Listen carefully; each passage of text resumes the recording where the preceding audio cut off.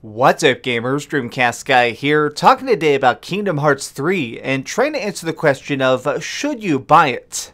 At this point, I'm about halfway through the game. I've conquered a good chunk of the planets, I've gotten some awesome upgrades, and seen loads of epic magic. But already, I can see that as amazing as this game is, it's certainly not for everyone. So what my plan here is to try and go through what I consider the three main groups of gamers, the primary categories, and see if you're somebody who might want to actually buy this game for a full $60. First up, let's talk about the newcomers. The people who have seen Kingdom Hearts and tried to look at it, but have never actually played one. But for this, they're heavily interested in it, because there's just so much hype around it. Kingdom Hearts 3 is very, very complex. It has a ton of storylines going on simultaneously. The battle between light and darkness is not exactly a straight line, but this game, it also wants to be understood. If you want, there is actually a 20-minute movie that is completely optional that you can watch that goes over many of the main plot points of the entire series. And I have to say that it's actually pretty brilliant. Last year I went through and beat every single Kingdom Hearts game, but since it's been a full year since I went through these rather chaotic adventures, it was very, very helpful to have this very streamlined story. The 20-minute movie only hits the very major stuff, but even still, I feel like I had a good grasp on the understanding of the Keyblade Wars and why we're doing this, why Sora is strong, and why they need to continue the fight. And I also think that this game is surprisingly approachable because at the beginning, Sora and his team, they've actually lost their power. They're back to being rather weak. And this is a very cool thing because it makes it where as you're going through the opening worlds, you're getting strong again and relatively quick. This makes it where as you're going, you get to continue to customize how you want to play, giving yourself the skills you like, figuring out the blades you think are best, and not being continually overwhelmed with having 800 different special abilities at once. This is not too much to digest. I actually really think that I had a lot of fun with this just because it feels like they've done so many layers of changes to the combat. You can now carry multiple different kinds of spells simultaneously. You can have multiple keyblades, that way you can constantly be leveling up yourself in the middle of a fight, going to Rage Form or Form 2 and trying to continually get that next long combo going. I also think that it's just super awesome to get into the big fights because of the incredibly giant magic spells. I mean, look at this right here. This is a completely normal spell. I was just fighting this guy and suddenly I summoned a freaking train made out of magic and I'm flying around in the sky shooting bullets out of it. It is so freaking cool that if you're a newcomer and you're very, very open-minded to trying to figure out this rather intricate plot and decades of history, I do think that you can get a lot out of this. It is still a very, very fun game, even if you don't get every single major plot point. You are not going to be getting as much out of it as a hardcore fan, but still, it's something that is a great roller coaster that people are going to dig. But now that we've mentioned the hardcore fans, let's talk about them next. These people, by this point, they're probably already playing it. I'm sure some of these people probably bought an early Street Day copy and have already beaten it. These Ultra fans are definitely going to be the most heavily rewarded by the major plot points. This really is a great culmination of so many stories and lore. The entire Kingdom Hearts universe, it is built on some very dark meaning. That's something that I feel like a lot of people don't understand from the outside, is that these stories are very, very twisted and really, really intricate. There is loads of stuff going on, and being able to see it all finally get a real proper ending is fantastic.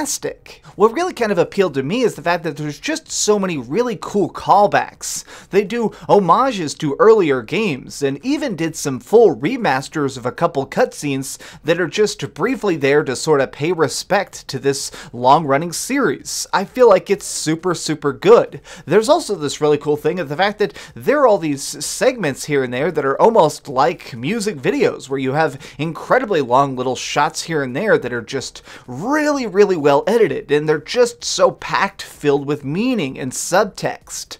This is exactly what Kingdom Hearts fans love the most. It's the fact that this is a game that really tries to reward your intelligence. It wants you to sit back and consider every single direction of this project. There is never a single scrap of storyline that does not have at least 5 different meanings. Like even this is just like a tutorial boss fight. It is a giant creature floating out in the middle of the clouds in a refractive pool of nothingness. Now it looks like it'd just be something that's supposed to look graphically cool, but you know the fact that this is actually about Sora fighting himself. This is about the darkness within us all. It's showing the fact that we all want to try and get better and bigger and stronger no matter the cost. This is so great. I also really have to say that I really appreciate the fact that it seems like Kingdom Hearts 3, in a way, also sort of acknowledges the fact that it took so long to be created. There are some lines from people just talking about this being such a long time coming. It's a really subtle touch, but I like that. I like that it seems like the developers themselves are not necessarily apologizing so much as it is that they're trying to come in here and sort of unfurl the flag for us and say, yes, your hype has been rewarded. Yes, your patience is here to be rewarded. I love this. I do not consider myself a super hardcore Kingdom Hearts fan personally. Even though I finished the game, I'm much more of a Final Fantasy fanboy, which is what got me invested in the saga originally, is I wanted to see Cloud and Sephiroth beating stuff up. That's what really got me invested in the first place. But now that I'm here, I am invested. I am curious, and I'm glad that I'm finally getting to see this really long-running franchise come to an end, or at least this part of it. This is obviously just the end of the Xehanort saga. This is actually probably setting up what will be many more games in the future, but I predict that the next thing that'll be released is probably not going to be something called Kingdom Hearts 4. They'll probably try and completely reboot the entire saga and start a totally new thing in a totally new direction, and maybe even with a new character. I really don't know, but I'm so hyped to try and finish this game and find every single upgrade and every single secret just so that I can become a true Keyblade master. Now, the final group is probably the most complicated to talk about. The people who are very interested in this game, but are very casual gamers. People who have not played a lot of RPGs, but maybe they like Disney and they want to see Mickey Mouse breaking some backs with a giant sword. These people are going to be getting the least out of the game. They're going to be very, very lost and probably spend a majority of the game just trying to figure things out. I don't mean this in a mean or disrespectful manner. I'm not insulting their intelligence. I'm just saying that this game is trying to constantly pile on the plot points. There is always another giant grand conversation going on, or a puzzle to solve, or a really big boss that only has one particular weakness. And if you have not at least seen some RPGs or have some background within this genre, you are going to be totally lost for the entire 40-hour storyline. You're not really going to know what's going on in the slightest. So I think that this particular group, they're the ones that are the hardest to recommend it to, but I still think that they'll be able to get something out of it. At the end of the day, the biggest thing to me is the fact that Kingdom Hearts is just a super good game. It has such tremendous combat and really cool special moves and really neat elements to it that are, in my opinion, super easy to grasp. It's one of those things that there is so much going on, but just by doing it, it's one of those things where it teaches you through action. You are in the fights and you accidentally start summoning big magic and trying to make your own little hotkeys and customizing your item menu. And by doing each of these things, you become a master simply by playing it. I do actually predict that there is going to be a certain group of people out there who actually buy Kingdom Hearts 3, and it's the first RPG they ever play. Definitely the first Kingdom Hearts they ever pick up, and it makes it where they end up becoming a lifelong fan, to go back and beat the entire rest of the series and find an all-new way to love it. Those people are going to enjoy the craziest roller coaster ride, but I also do think that it is the smallest demographic. If you're looking at this and trying to get on board for the first time ever, maybe watch some more videos. Just take a second to really try and digest all this gameplay I'm showing you here, and if it seems like something that you would absolutely love and you're able to just kind of go with the flow, you should still see this.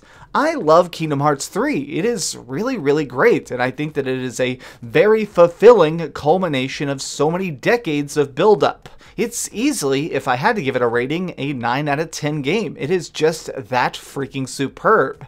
It is a little bit confusing sometimes, but I still think that even in itself, is kind of the charm of Kingdom Hearts.